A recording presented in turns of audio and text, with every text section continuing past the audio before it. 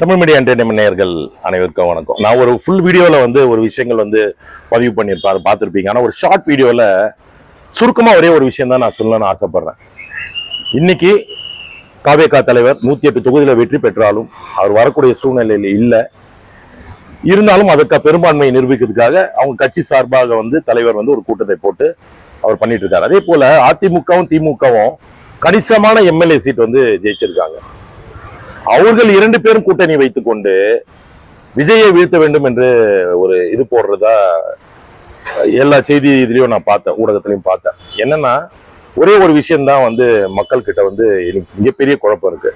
இன்னைக்கு +2 மாணவர்களுக்கு தேர்வுடைய மதிப்பெண்கள் பிளஸ் ரிசல்ட் வரப்போகுது.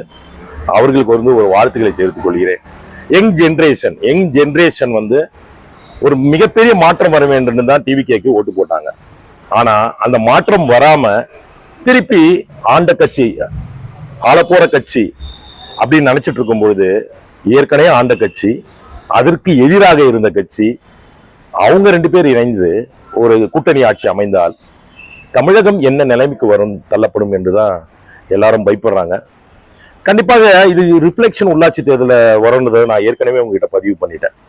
எது நடந்தாலும் தமிழக மக்கள் வீழ்ச்சிட்டாங்க. இன்னைக்கு படித்தவர்கள் அதிக பேர் ஓட்டு போட்டிருக்காங்க. வெளிநாடுகளிலிருந்து ஓட்டு போட்டிருக்காங்க. இதுவரை தமிழகத்திலே இவ்வளவு ஓட்டுப்பதிவு முதல் முறையாக பெரிய ஓட்டுப்பதிவு நடைபெற்று இருக்கு.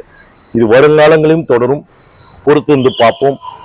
காவேகா தலைவர் முதலமைச்சராக ஆக போறாரா, எதிர்கட்சி தலைவராக உட்கார போறாரா, இல்ல அதிமுக திமுக கூட்டணியில எடப்பாடியார் முதலமைச்சராக போறாரா, இல்ல உதயநிதி முதலமைச்சராக போறாரா? வெயிட் பண்ணலாம். நன்றி, வணக்கம்.